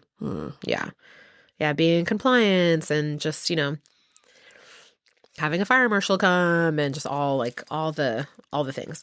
But I will say, I think of all the cities, San Francisco is like pretty chill compared to some other cities. The permitting in New York is crazy just because it's so densely populated. So that when we were trying to get any time trying to get permitting, you have to give yourself time, like a lot of time to get it pushed through, because there's just also so much competition. Right. There's so many things happening. There's so many things. Yeah, San Francisco's, it's a little easier to navigate. And I think also with this new mayor, he's trying to make it a little easier as well, too, to bring more business into the city. So that's helpful, too, because there's a lot of red tape and it's a process. Yeah, and then you're dealing with city workers who are understaffed and underpaid and underappreciated. And they don't give a shit. Yeah. And most of them are just in, I think, are they union here? Yeah, I mean, it depends. That's the thing. Well, that's a whole other thing, too. It's like some venues are union, some are not. So the ones that are unionized, they're way more expensive just because you have to pay for the labor and you have to pay like a certain wage. And then they're very strict with their scheduling. And like you can't touch any of your own gear. Like the union guys have to move it. Oh. Which makes it sometimes it takes 10 times longer for something to happen or to, it's a whole thing. It can be a little bit, So that's also, it's like but these are the things that are good to know. If you are going into the space, you need to allocate for that. You'd be like, okay, well, do you have X amount of money to pay these guys? Because now you're gonna need tens of thousands of dollars more money if you're gonna do it in this space. Yeah. So events are so expensive to produce. I mean, just having a party at your house is expensive. Yeah. So like to do these huge events, it's the money that is it's spent. A lot behind it. Yeah, and it's usually, unfortunately, one of the first things that gets cut. Right. So with like the marketing budgets and stuff, which is also why it's important to have people that know what they're doing and know to do it well so that they can advocate for it. Because when they are produced well and they can be so impactful, for the business, for the employees. There are so many benefits to it as well too, and can really bring the employee morale up together. I mean, it could just be a really great experience internally for the teams. And like I said, like when they are done well, and they can really be uplifting and inspire teams as well too. Right. So it is cool, like how the impact that they have. Yeah. Well, it's building the community, and it's giving them memories, and it's giving them something to refer back to and connect on. And Definitely. Something that's like a little outside of their probably normal everyday interactions with each other. Yeah. Yeah, for sure. Definitely. It is. And people, I mean, you just see the guests like light up, especially if it's done and it's done well. People get so excited about them, which is really cool. And so that's one thing that is the fun part of like, why don't, instead of a red carpet, let's do a graffiti dress that has the company logo on it, or like something different, something cool. We have like a roaming photo booth girl. So you don't have to go to the photo booth. She'll come to you or take it. Or, I'm just trying to think of other cool stuff that we've done that you're like, wow, I've never thought about that. That's kind of amazing. All kinds of stuff. We've done all kinds of cool stuff. One time I did a smoothie bike at Google because they're trying to be more sustainable and not use the power. So you had like the girl on the smoothie bike, like getting the smoothie. How do you hire someone like that? You're like, do you like to ride a bicycle for 4 hours? There's a whole company that does it. There's a company for everything, I think. Literally. Now. That's what I was just like, I was like, you want a dancing pony? I'll get you a dancing pony here. Like, whatever. It's crazy. A unicorn. I mean, I'm trying to think of some other really ridiculous. Like, there's this one girl. She's a bubble artist.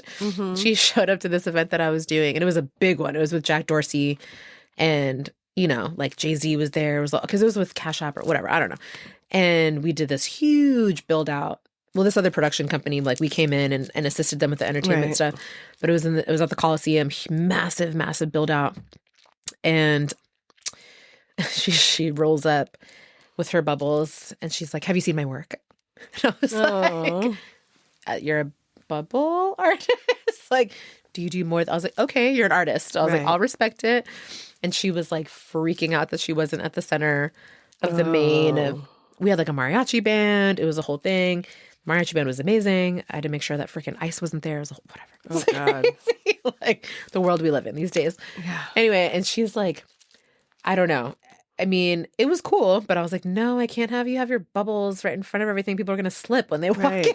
I was like, you need to stay in your corner, and not like that. You know what I mean? Yeah, but I'm like, there's a million other people here. Like freaking Jay-Z's on stage. Okay. I was like, just go to your area. Just go to your spot. She had a gallon of like her bubble juice, and I saw her like, drinking it. And I'm like, is she getting high on her bubble juice? Like, what is going on? I was like, what the hell? And she was like, it was a whole thing. And I was like, okay, maybe we won't hire the bubble girl anymore. It was like a little, her name was like the Bubble Diva. I was like, oh, there's a reason. Yeah. And I was like, okay, that name suits her well. Yeah. But it was so funny. And I was just like, of all the things that are going to stress me out today, it's a bubble girl. This bubble girl, like for real? Your blood, like just stand there and blow your fucking bubbles. Like, I don't care. I don't care. Jesus Christ. Yeah. Yeah. Anyway, I know, it's so funny. I was like, She like stormed off and went into her car and started crying and had a full meltdown. Oh my gosh. 'Cause she didn't like where she was placed. And I was like, there are so many people here. There's literally like 5,000 people here. Yeah, people will see you. I was like, just go to your spot. And I told her, I was like, if you're not going to give your best performance, then maybe you need to go home, because I can't have you crying, blowing your bubbles in front of like my client. It's not going to fly. Whatever. Anyway, we brought her back. She like freaked out on my coordinator. My coordinator started crying. I was like, oh, no. Oh my God. I was like, this is ridiculous. That's what I meant earlier by like the personalities must be some of the hardest parts because of stuff like that. Yeah. It's so funny. Someone just has a mini meltdown for something that you're like, what? You're still here. You're still performing. Like, I'm sorry you're not on center stage next to Jay-Z, but I like, know, exactly. I was like, Beyonce is probably in the wings somewhere, okay? Right. Like, let her see you blow some bubbles. She's not even giving this big of a deal of what's going on. I know. It was so funny. I was just like, but it was hilarious. As soon as she walked in, have you seen my work? I was like, okay. I was like, here we go. This is good. I respect it. I respect it. But I was like, wow, she really is trying to, okay. I was like, the confidence. Yeah. All right. The confidence is so funny. Are you familiar with my work? Yes, exactly. I know. Like it would be like printed somewhere. Exactly. Yeah. Like the bubbles don't last that long. Exactly. Yeah. So funny. Kyle's in the background, like listening to the whole, like, I need a bubble artist because the other one flaked out. Whatever. It was the whole thing. It's hilarious. Yeah. It's just so funny. That's just, yeah. We work with these, needless to say, an array of different artists as well, too. Jay-Z didn't ask you if you've seen his art, did he? Do you know my art? Exactly. I was like, yeah, I don't think Jay-Z walked in the door and asked him if you're familiar with his work. Right. It must be crazy the amount of like celebrities that you get to just kind of interact with, even though it's, Yeah, it's not as many up here as it was in LA. Like in LA, it was kind of all the time. A little nuts. Yeah. But they're still pretty. It's kind of like there's some silent killers up here. It's almost more like that dude in the Patagonia jacket is probably worth like billions, and you would have no idea, that kind of thing, or just people that are.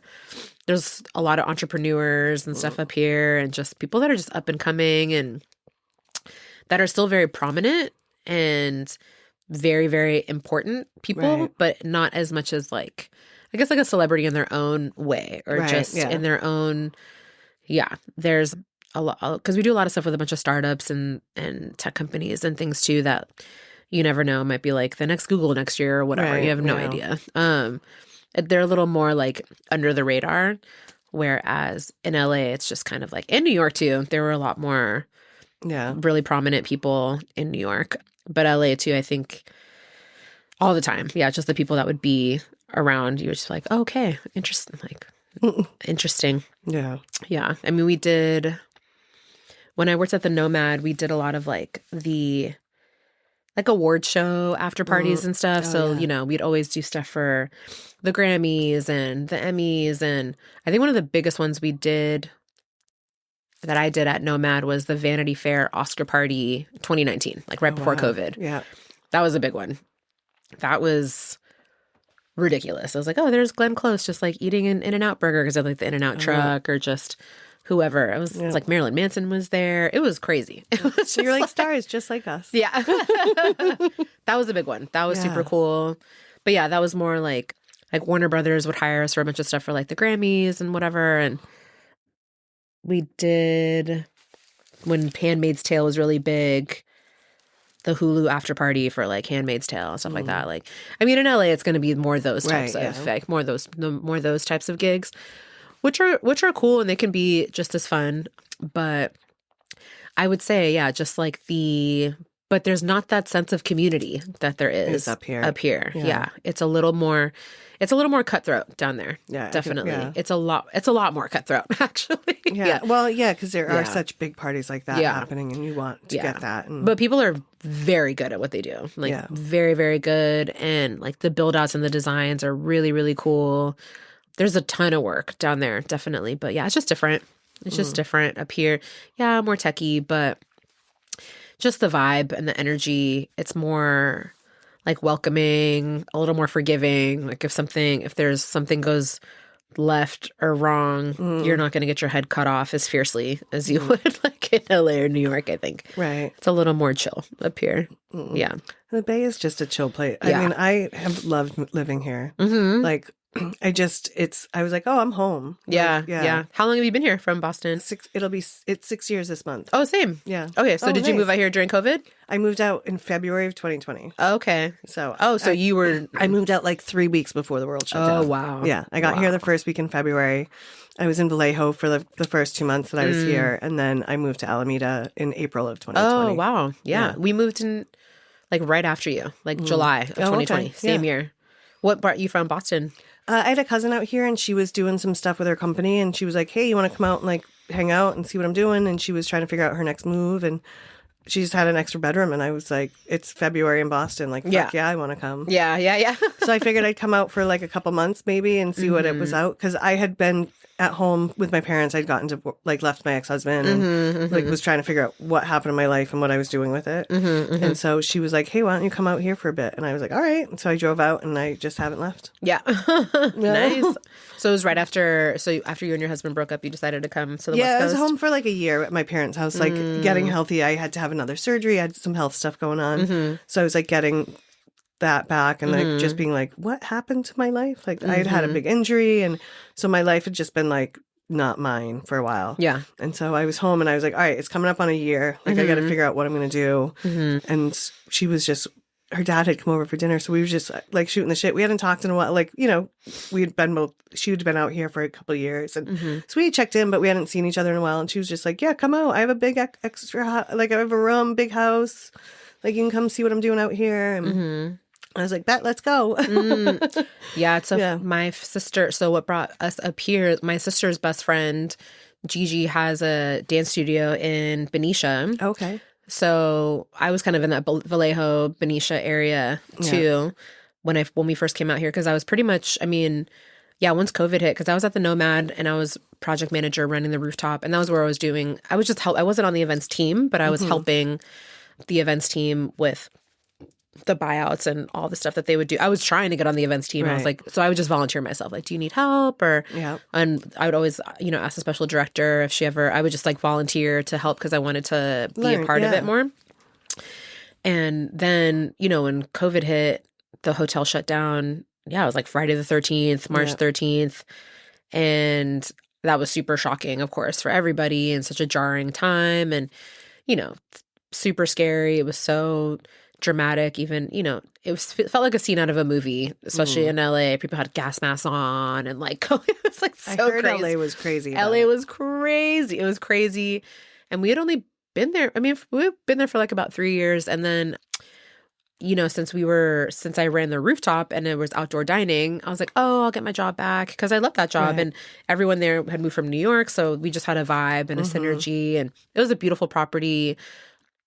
It was a beautiful, beautiful space, and worked with Will Guidera and Daniel Hume, who had like one of the 50 best 50 restaurants. And I learned a lot when I was there, and it was just a super fun crew. And, you know, we did a lot of cool stuff there. And I mean, hospitality management, I was working a shit ton of hours, but I loved my team and I didn't mind it because I also I was learning so much and loved the people I worked with. So I was like, oh, it's outdoor dining. I'll get my job back, you know, in a couple months. I think everyone thought that at the time. Oh, this is only going to be temporary.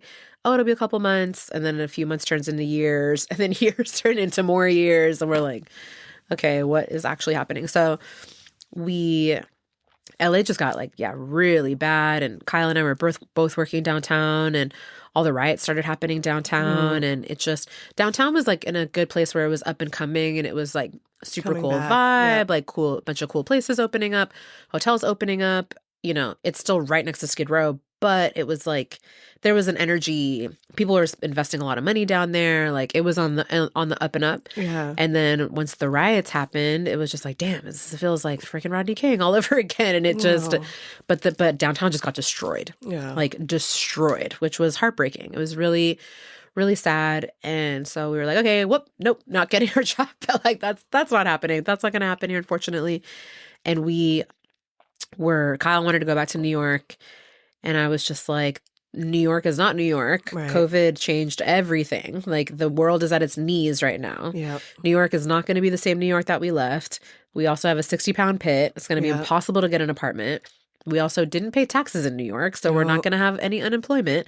So we need to stay in California. He's like, I hate California. I was like, you hate LA. I get it. Right. I was like, it's different. I was like, I understand. LA is hard. It's a hard city. Right. I have a love-hate relationship too. Like, I do love it, but there are things that are very annoying about LA. I get it. So then I was pretty much like, why don't we try the Bay? So I had trained up here. I used to spend my summers up here when I was in high school. And when I did the Alonzo King Contemporary Ballet Program. Okay. So I lived in San Francisco on campus at USF for like 2 summers, and I loved it. It was always super cool. Some of my friends lived up here. I'd come up and visit San Francisco all the time, like super hippy dippy stoner, going to Haight-Ashbury, whatever, blah blah blah. I thought I was so cool with my Bob Marley shirt on and like all the things. But I always liked San Francisco. I was like, oh, this is like a cool vibe up here, and then. And then Kyle was talking about getting into finance, and I was just like, well, they have a financial district in San Francisco. I mean, it could be a potential opportunity. And so we started looking at, it took a little bit of convincing. Yeah. But I was like, let's try it. I was like, it actually could be maybe the next move, because LA at the time, it was just, and then it just kept deteriorating, and no one was really taking COVID seriously. It was just kind of like not the best environment to be in. And we both lost our jobs, and we were kind of like, my parents were down there, but it was a little bit like, there's nothing keeping us here, really. And so then we started looking into it, and then we started looking at apartments. I was like, let's just look in San Francisco. I was just like, I know it's going to be an arm and a leg. Right. And we started looking, and we are like, yeah, this is totally not outside of it was like looking for apartments in Manhattan, basically. Right, yeah. You know, It's it was so like expensive here. so expensive. We're like, $7,000, no parking, no washer and dryer, no dishwasher, no store, no closet, but it's fun. The room is actually a closet. Exactly. We're like, okay, $10,000 a month. Perfect. Yeah. We're like, no, that's not going to work. Even Oakland too. We're like, nah, let's try Oakland. And then we found Alameda on a fake Craigslist ad. It was like, live your marina life in Alameda. I was like, what is Alameda? What is this little island that's right next to Oakland and right hop, skip, and a jump from San Francisco? Yep. And it was like this really cute 2-story townhouse. I was like, there's no way this is $2,000. I was like, this is fake. But what's Alameda? Right. So then just started exploring other places in Alameda. And I was like, oh, this could work. I was like, this could be cool. And then we found our spot like right on Shoreline, and they were the only people, because we were very unemployed. Like we had no jobs, we had our stimulus money, but they were the only ones that would take us without jobs basically at the time. So we got super lucky, and we just kept looking and looking, and then our little spot over there. And I was like, what? I can walk to Trader Joe's, and there's a TJ Maxx. Yeah. I was like, and my bag? I was like, and there's a beach. And we're across the street from the beach. I was like, okay, I think this will work. And then we were like so ready to get out of LA that we were just like, okay, pack it up. And then, so my friend had a dance studio. Well, she still has a space in Benicia, and she was one of the only people I knew up here. So I was like, I'm thinking about moving to the Bay, and she's a dancer too. Right. She's like, oh my God, Chris, like come up here. Cause she was almost about to lose everything. So she has a dance studio, but she was living above her studio. Mm-hmm. So she like transformed her space upstairs into like a cute little studio and would run her business. But if her business went under, then she was about to lose everything. Right. So we created this like enrichment program for her kids. So a lot of her parents were like her clients, who were the paying parents for the kids, were essential workers, but they were like lawyers and real estate agents and doctors, and still working throughout the pandemic. And their kids had nowhere to go for like this whole Zoom school situation. So we created a space where the kids could come, and we just ran like an enrichment online school center. Nice. To basically help. That's a pivot. Yeah. And then I helped her do her dance recital, and we called it Social Distance. Oh, that's cute. And built a stage in the studio, and had the kids come like in cohorts, and the whole social distancing thing, and still, filmed it and like live streamed it so that the parents could still see it. And so basically that's where I took like my education background and would build out schedules for the kids so that they can log on. Because you have kindergartners trying to get on a Zoom call. Right. You know what I mean? Like it was a whole crazy. It was crazy. So helping them with their passwords, helping them get on their online classes. Yeah. Like some of these kids couldn't even hold a pencil in their hand because they're used to just swiping. Oh, gosh. It's kind of crazy. So, helping them with their homework, but giving them activities to do during the day, little yoga classes, a dance class, like a day camp kind of thing situation. So that kind of helped her almost like keep her studio afloat going during that time, and helping her with her virtual classes and all the things. So did that for a little bit to help her with her space. And yeah, she's done a lot with it since then, but that was something that that was like my first job when I moved up here, basically. But it was cool. But it was going back to just what a wild time. Yeah, it was. So nuts. But sometimes I was grateful for it because it eased me back into the universe. Like, because I'd gone home to my parents' house after I blew up my life and didn't really go anywhere. I was still dealing with a bunch of medical stuff. So I was still healing from stuff, and then I had to have another surgery and all that. But so I was I would go out for a walk and then I would come home and be up in my room, reading or doing stuff. But I wasn't interacting with people. I wasn't going a lot of places. I was broke as shit because my divorce left me in a ton of debt. So it was just all right, well, what am I doing? And so coming back out, I was all right, I'm ready for this. I'm going to come to California. I'm going to date. I'm going to do all this stuff. And then the universe was shh, sit down. Yeah. You're not ready. Yeah. And I was easy. I was all right, but I don't think I am ready. I think I am way more anxious about it. And it is hard to come back out into the universe. And so it was nice because I got to ease into it. Yeah. And ease into the transition of being back at a job full time and all of that. Yeah. It's hard to pick up and move to a whole new city. Yeah. Especially where you don't know anyone either. We didn't know anyone up here. See, I had my one cousin, and then when I moved out with her, we kind of had a falling out because she was mad I was moving, and I was your living situation is something I can't be in. Yeah, yeah. And that kind of caused a rift between us, which I hated. But then I was just here and didn't know anyone, and then the world shut down, and I was all right, I spent most of my days again by myself, going. I would go for 12-mile walk. I walked the whole island. Yeah, yeah. You know what I mean? I'd pop an edible and go out and walk and be this is beautiful. Yeah. And then that was it. And I was cooking and doing things and learning more about the city and what I wanted to do. But it was just okay, yeah, this is not a lot of interaction.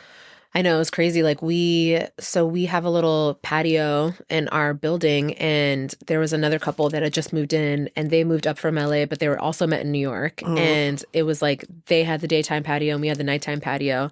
And it was so funny. They were the only two people we hung out with for probably a year, I want to say, because it was literally legit. Everything was shut down.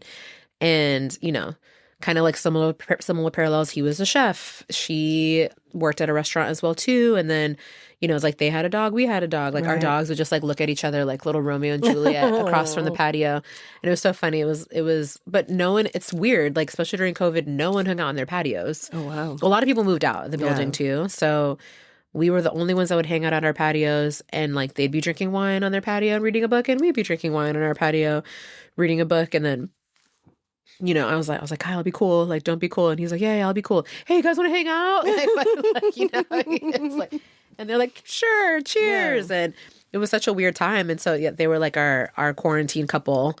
We had a word for it at the time. Our quarantine, we called it, because we didn't know anyone, and they had just moved also. Right. And I think I can't remember if they moved straight from New York or up from LA at the time, but regardless, anyway, they became our really good friends, but they were the only people we hung out with until we were here for a year maybe. And then I had 5 different jobs until I finally got the job at Entire.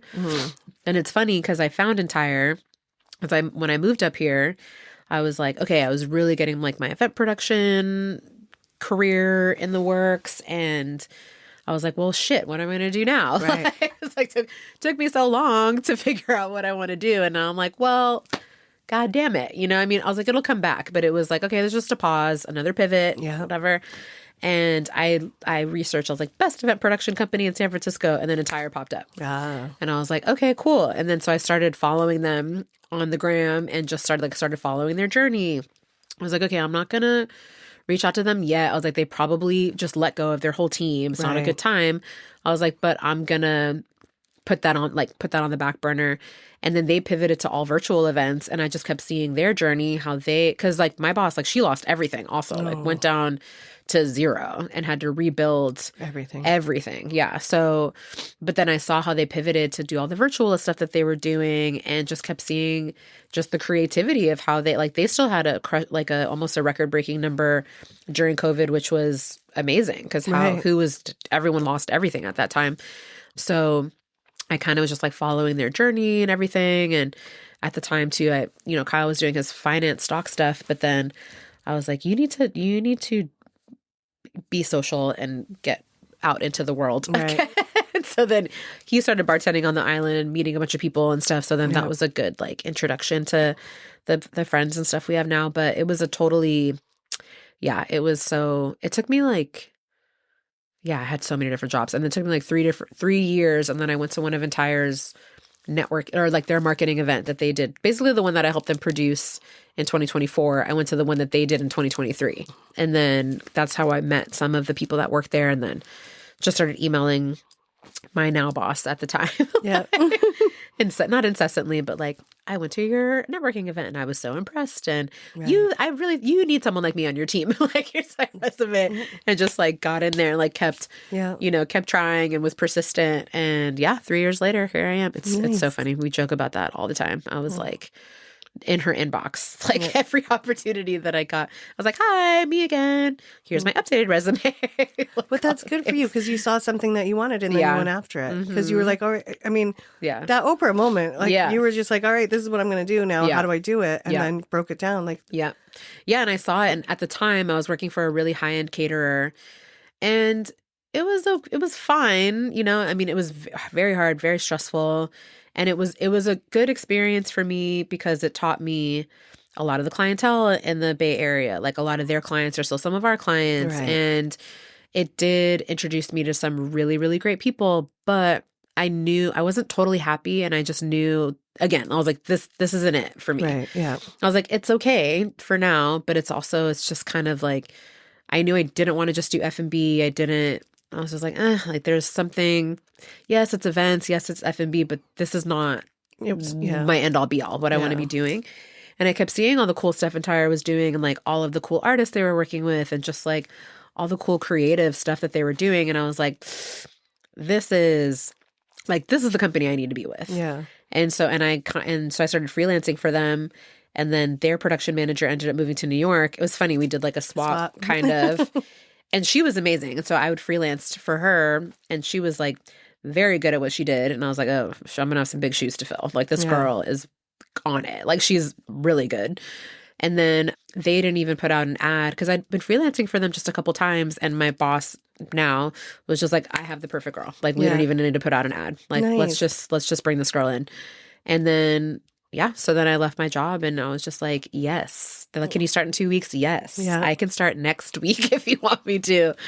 And went to my friend's bachelorette in Guatemala, and then came back and started at EP. And I was like, it was amazing. It was great. I was it's definitely been like a dream job for me, which is so exciting because it like checked off all the boxes, and it's just been this amazing journey. And we're continuing to grow and to, like take on these bigger roles and productions and all these things. Even after 25 years, it's like she's still developing the company. Right. So especially after COVID, like it sounds like she really had to reboot it all and take it all back. And like, definitely. I forget how much people lost during that time. Yeah. Like, I mean, it's a whole shift and a whole journey. And it's as much as like, there's still some growing pains, obviously, when you're always evolving. But to me, it's kind of amazing that like, my boss, the CEO, has had this company for this long. She could just be like, this is what we do. This is what we're experts in. This is what we're going to stick to doing.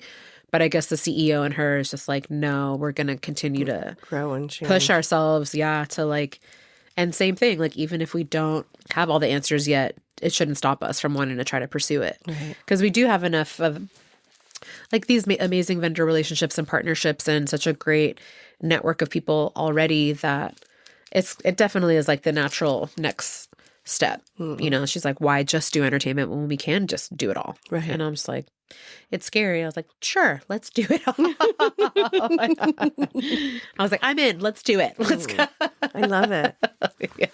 So people can find you at Event Production, Entire Productions. Yes. Yes, Entire. I love that. That's a great name too. Exactly. Yeah. So you're kind of like, we do the whole thing. Yeah. Excellence, event excellence the entire way. Yeah. That's my company, entireproductions.com. That's our website. I don't have a fancy Instagram, but You're too busy. well, yeah, you'll see what we're up to. I'm all over that website, but yeah. And it's so funny to go from like, I definitely manifested the fuck out of that job too. Because I was like, see it. And then see it on Instagram and like to like stalk their Instagram to like be all over it all the time. It's kind of funny. I'm just like, oh wow, things come full circle. But we laugh about it too. Yeah, my boss is just like, you definitely manifested your job here. Yeah. And I was like, well, it sounds like you did more than that because you did the work to get there. Yeah, for sure. You know what I mean? Like, Yeah. you can manifest anything, but if you don't also do the work, it's never going to happen. Totally. And you are a hustler. Like, yeah. I did it. I showed up, I followed up. I was just like, hey, I think I would be, and I'm usually not that like forward, or I was just like, I would be a great addition to your team. And this is why, you know? And so, and it took a minute, and at first they like weren't sure, but then they were like, oh, okay, let's give this girl a shot, you know? And it's been great. It's been amazing. Yeah. It's awesome. Yeah.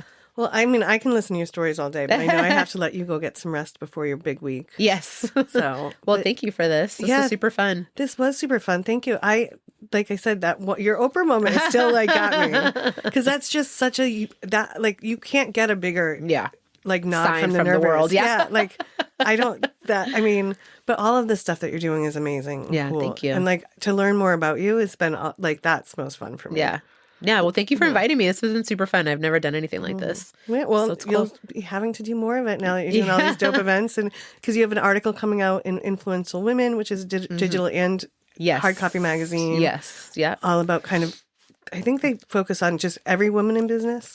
Yeah, just like women. Yeah, I mean, but in the event production industry, but also just all around like women that are breaking barriers and inspiring other women around them. So that was an honor to be nominated for that. And then I was nominated for another award this past year for the BAMEs, which is a Rising Star Award, which was cool.